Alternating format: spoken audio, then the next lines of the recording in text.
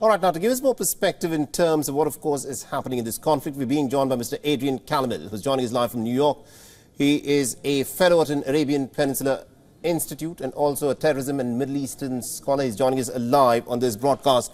Now, Mr. Calamil, thank you very much indeed for speaking to us here on WION. Now, this is a question that a lot of people have been asking ever since the conflict in Gaza broke out.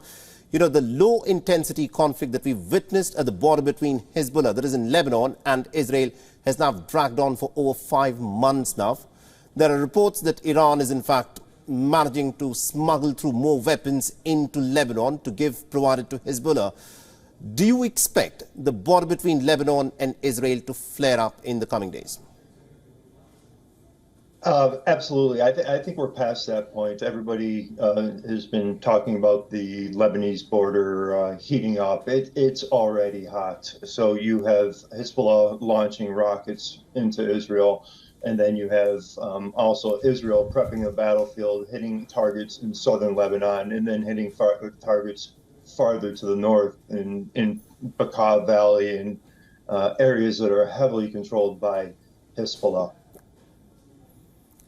But also these reports that clearly point out the manner in which Iran appears to be arming the Hezbollah. I'm pretty sure the United States and Israel will be watching this with a lot of concern. Why is it that the United States and the Israelis have not been able to block, the shipment of these weapons into the hands of the Hezbollah? Absolutely. So the way that the Islamic Republic will move weapons to groups such as Hezbollah, the Houthis, they're going to use land, sea, and air routes. During the Syrian civil war, what we saw them was using a land route across Syria.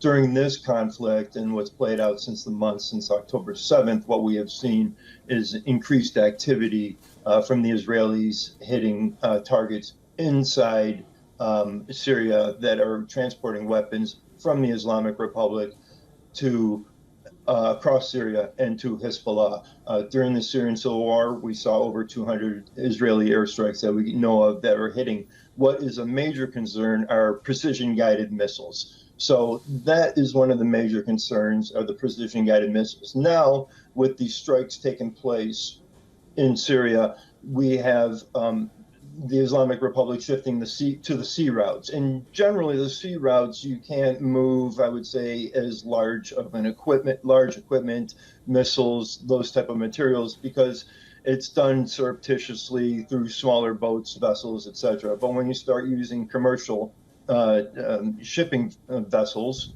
to move weapons, then you have to have a real concern about what's being moved, what type of parts are being moved.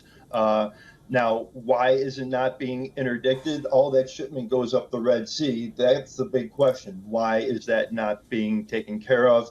That falls squarely on the Americans, who have, the Americans are coordinating this coalition that's in the Red Sea. Right. And they need to take action. Absolutely, indeed. That's, of course, something that we'll look out for. Thank you very much indeed, Mr. Calamil, for joining us and getting us that perspective there. Thank you. Thank you for having me. WION is now available in your country. Download the app now and get all the news on the move.